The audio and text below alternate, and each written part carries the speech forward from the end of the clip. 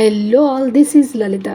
Today, I want to speak from my heart, not just as a designer, but as someone who respect every single customer like a blessing. నేను ఈరోజు మన డిజైనర్స్కి ఒక 5 చాలా అవసరమైన tips చెప్పాలనుకుంటున్నాను. First one, respect every customers vision.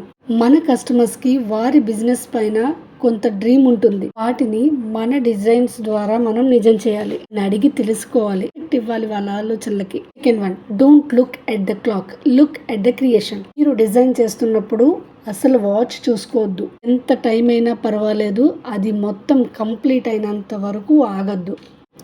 హార్ట్ఫుల్గా డెడికేటివ్గా work చేయండి, అప్పుడు రిజల్ట్స్ బాగుంటాయి. Be patient with their thoughts.